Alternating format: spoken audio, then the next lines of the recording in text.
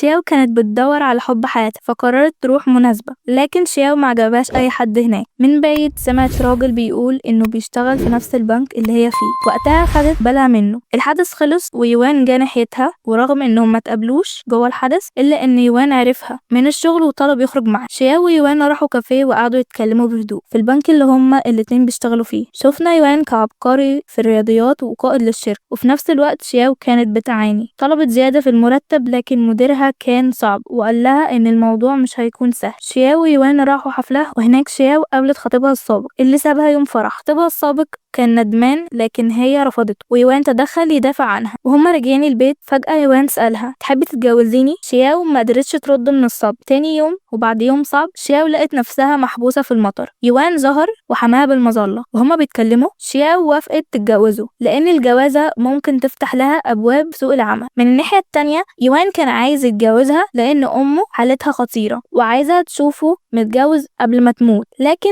ده مش كل حاجة، عرفنا كمان إن يوان وشياو يعرفوا بعض من أيام المدرسة. يوان كان دايما بيحبها. يوم الفرح خلصوا الأوراق وبعدها احتفلوا مع العيلة من غير ما يقولوا إن الجوازة دي مصلحة للطرفين. بالنسبة لشياو الموضوع كان ماشي تمام لأن مديرها اداها فرصة وخلاها تروح اجتماع مهم. شياو رجعت البيت وهي سكرانة ويوان اضطر يعتني بيها. كانوا على وشك يبوسوا بعض لكن يوان فضل مستني لحد ما تبقى أحسن. في الشغل كانوا محافظين على المسافة بينهم وبيمثلوا إنهم مش مع بعض عشان الشركة ما بتسمحش بأي علاقات بين الموظفين. يوان اترقى المدير وخد زيادة في المرتب وكان مبسوط، لكن كل الأنظار بقت عليه وزواجه بقى مهدد شغله. الاتنين اتفقوا إنهم يركزوا على أهدافهم من غير ما يقعوا في الحب. لكن وهم عايشين مع بعض بدأوا يقربوا يشاركوا بوسات صدفة. لين أقرب صاحبة لشياو حذرتها إن العيشة كزوجين هتخليهم يقعوا في الحب في الآخر. يوان جاله زميلة جديدة اسمها فونج وكان لازم يشتغل معاها. شياو افتكرت إن فكرة كويسة إنها تصاحب فونج في حالة لو اكتشفت جوازها من يان. يوان وشياو كانوا بيقعوا أكتر في الحب كل يوم. شياو كانت عارفة إن علاقتهم مش حقيقية لكن ما كانتش بتقدر تمنع نفسها من الابتسام كل ما تشوف. وبعدها شياو رتبت حفلة مفاجأة ليوان لأنه عيد ميلاده. كل الموظفين وصلوا عند بيت يوان وكانوا على وشك يمسكوا شياو هناك، لكن لحسن الحظ هي قدرت تتسلل من الباب التاني وتظاهرت إنها لسه جاية دلوقتي. يوان ما استمتعش بالحفلة وقال إن عيد ميلاده مش مهم ودخل في جدال مع شياو عشان خاطر غامرت وتعرضت لخطر الاكتشاف. بنت جديدة انضمت للشركة وكان واضح إنها مهتمة جدا بيوان وده خلى شياو تغير. أثناء العشاء شياو وضحت بطريقة غير مباشرة إن يوان بتاعها لكن من غير ما تثير الشكوك. شياو ويوان كانوا بيستغلوا أي لحظة لوحدهم عشان يعيشوا لحظات رومانسية. العلاقة بتكون أمتع لما بيكون فيها لمسة خطر. شياو كانت حاسة بإحباط لأنها عايزة منصب أفضل ويوان شجعها تكمل دراستها عشان توصل له. شفنا شياو وهي بتحضر ومديرها اداها فرصة تكسب عميل للبنك ولو نجحت هتاخد المنصب. للأسف فشلت إنها تأمن العميل وما خدتش